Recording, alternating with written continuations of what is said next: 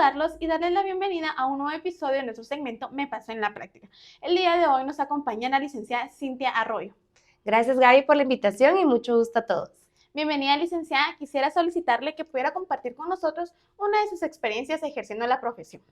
Claro que sí, con mucho gusto. Les comento que a lo largo de la trayectoria, pues en la mayoría, pues he trabajado en instituciones estatales y se dio un caso bien particular donde existía discrepancias entre el área de auditoría interna y el área legal, específicamente en el pago de impuestos. Existía la constitución de un derecho de servidumbre y el punto que explotó en alguna ocasión fue qué impuesto paga, ¿verdad? Este tipo de contrato. El área de auditoría establecía que se debía de pagar impuesto de IVA, mientras que el área legal, que era donde estábamos nosotros específicamente, se establecía que pagaba impuesto de timbre fiscal y papel sellado especial para protocolo. Y necesito que me acompañen si tienen ahí su ley del IVA y les voy a explicar un poquito y ampliar un poquito en qué consistía esta discrepancia. Si ustedes tienen ahí la ley del IVA, específicamente en el artículo 3, como hecho generador del impuesto se establece la venta o permuta de bienes muebles o derechos reales sobre los mismos. ¿Por qué hago énfasis en esta O? Porque el área de auditoría en ese momento decía, no, el derecho de servidumbre es un derecho real, por ende paga IVA, impuesto sobre el valor agregado. Sin embargo, el área legal le decía, mire, realmente se establece la venta o permuta de bienes muebles o derechos reales constituidos sobre ellos. Cuando menciona sobre ellos, les hacíamos la referencia, me está haciendo alusión específicamente a los bienes muebles. Esta constitución de derecho de servidumbre era específicamente sobre un bien inmueble. Al final, pues, se decidió optar, para que ustedes tengan conocimiento, existe una figura dentro del Código de Tributario, también quiero que me acompañen, en el Código Tributario específicamente al artículo 102, en el que se establece consulta, requisitos y efectos. En estos casos, el Código Tributario establece la facultad o potestad que pueda tener la administración, inclusive el administrado, de poder acudir ante la Superintendencia de Administración Tributaria a solicitar una opinión. En este caso, una consulta específica, esto es únicamente para el caso en concreto, para poder, pues, ahí sí que a quién le daba la razón, ¿verdad? A quién se inclinaba la balanza.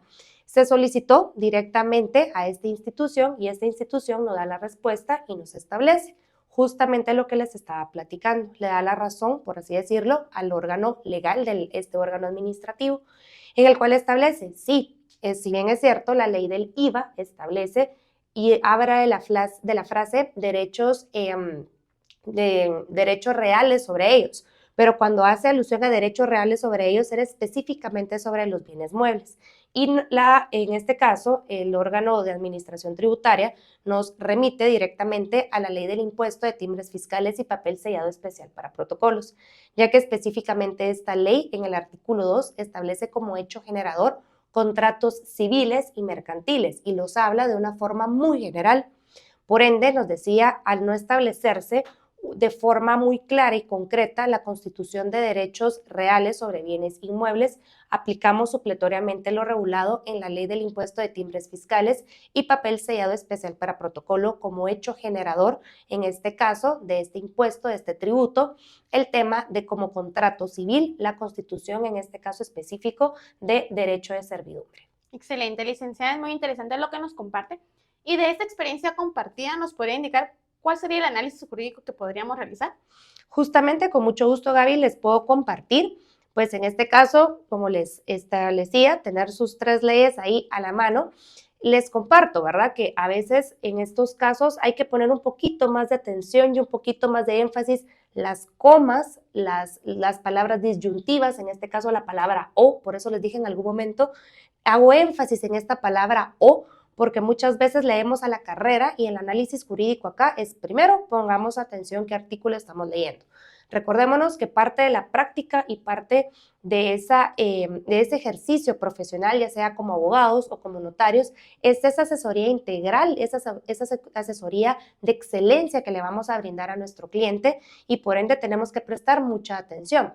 ¿Qué pasa acá? El artículo 3 de la ley del impuesto al valor agregado establece la venta o permuta de bienes muebles o derechos reales constituidos sobre ellos. Y acá tenemos justamente la salida, ¿verdad? Y vuelvo y hago mucho énfasis en que la ley establece bienes muebles. En ningún momento me estaba haciendo alusión sobre los bienes inmuebles. Entonces, al final en esta discrepancia, pues se decidió aplicar lo que establece el Código Tributario, el artículo 102, que es la consulta vinculante. Ojo, una cuestión acá importante de esta consulta vinculante es que únicamente se puede utilizar para ese caso en concreto. El artículo 102, acompáñeme ahí con la lectura, el penúltimo párrafo establece: la respuesta no tiene carácter de resolución, súper importante esto también, no es susceptible de impugnación o recurso alguno y solo surte efecto vinculante para la administración tributaria en el caso concreto específicamente consultado.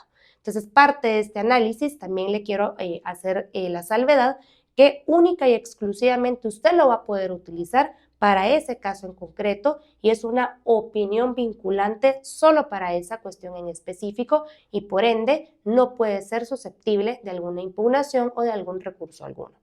También es importante hacer la salvedad que el artículo 2 de la ley del impuesto de timbre fiscal y papel sellado especial para protocolo nos establece de forma muy general como hecho generador los contratos civiles y mercantiles. Entonces, en estos casos específicos pudiésemos encasillar cualquier otro contrato que leyes tributarias no me hagan específicamente la salvedad qué impuesto tengo que pagar. Excelente, licenciada. Realmente lo que nos comparte es muy importante, ¿verdad? Porque como profesionales debemos saber ser muy cuidadosos y saber interpretar lo que está establecido en ley para proceder de una manera correcta, ¿verdad? ¿Y pudieran compartir con nosotros algún consejo relacionado a la experiencia compartida? Claro que sí, con mucho gusto. El consejo que les doy es que utilicemos las herramientas que la ley nos da. En este caso específico y concreto, muchas personas no saben o no sabíamos específicamente de este tema de la opinión o la consulta vinculante, que ya saben, pues ahora que lo tenemos regulado en el artículo 102 del Código Tributario. Y les hago la invitación que esto no necesariamente aplica entre entidades o entre órganos de la administración pública. También nosotros como personas particulares, como contribuyentes, como administrados, podemos realizar las consultas directamente y la SAT está obligada a contestarnos la administración tributaria dentro del plazo de 60 días hábiles. Esto también aunado al análisis establecido en el artículo 102 del Código Tributario. Perfecto, licenciada. Muchísimas gracias por el tiempo concedido y sobre todo por compartir con nosotros sus experiencias y conocimientos, que no cabe duda que será de gran aprendizaje para nuestra audiencia. Y pues quisiera extenderle la invitación para que puedan compartirnos por medio de los comentarios o bien escribiendo al correo mepasoenlapractica@etica.com alguna experiencia que quisiera que analizáramos con nuestro equipo profesional y poderlo compartir en un nuevo episodio. Nos vemos a la próxima.